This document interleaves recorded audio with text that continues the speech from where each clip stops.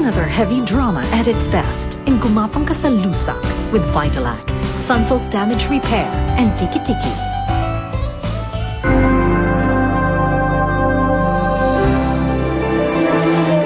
Nakalaya na ba siya? Amy! Lalo ka! Jonathan, may binibisita ka. Gusto ko sanang malaman kung ba't nagawa si Daddy Mayo. Pero hindi ka handa sa katotohanan. Isa lang naman kasing nungalingan para mapaniwala ka niya na kami ang masama. Kung ituloy niyo yung boyfriend yung ginagawa niyo, maraming maaaring aksidenteng mangyari sa mundong to! Ba't kapag sumigaw?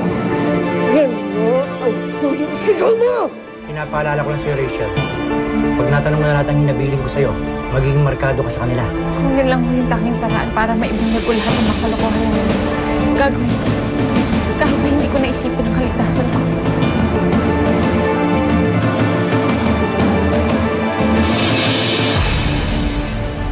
Oh, hindi ko muna isusuot sa'yo to, ha? Kayo po. Huwag po kayo mag-alala, Nay. Hindi po ako tatakas. Naku, hindi naman sa ganon. Kaya lang, siyempre, nag-aalala ko baka biglang pumunta ka sa presinto. Bakit, Nay? Hindi niya ba ako gustong makita? Hindi naman sa ganon. Kaya lang, siyempre, siya pa nga ang nag-aalala sa'yo. Dahil baka mamaya pag pumunta ka ron, sumpungin ka.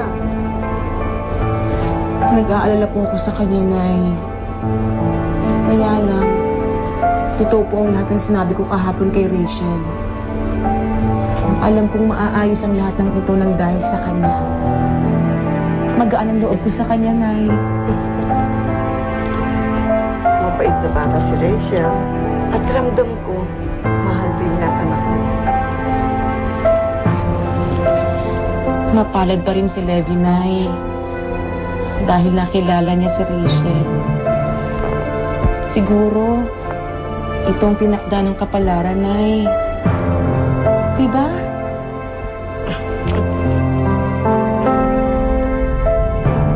Napakalaki ng iniunlad nitong San Felipe. Kami ang unang-unang magiging fans niya. Ngayon, anong plano niyo po sa gusto pumatay sa inyo? Anong status ng kaso? Alam mo, nasa korte na yan.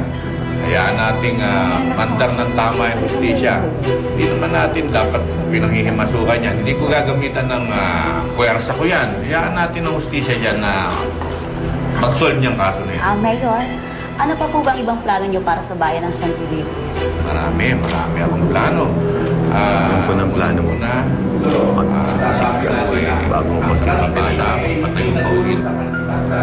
Si Mayor ang magsisisi sa lahat ng mga ginawa niya sa amin.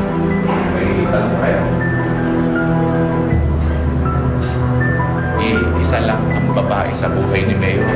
Ha? Si Rowena lang. Sana kung nagkaroon ako ng anak na babae, magiging dalawa. Lalaki yung anak ko Kaya talagang isang-isa lang. Solo niya.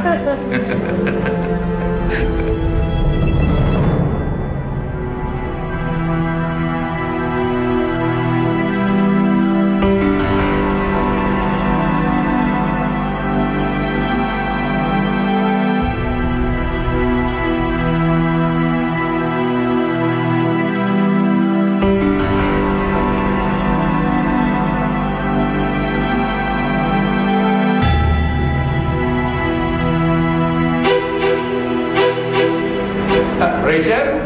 Hi! What a surprise! Order ka ba? Wait ka.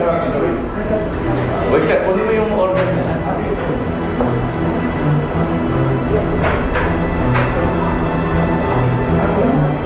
yung order?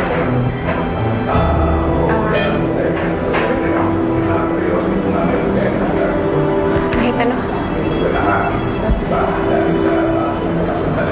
Ngayon pa lang kita masusubukan kung ano mas importante sa'yo. Kay Ian na Mayor, yung buhay ni Levi sa kulungan.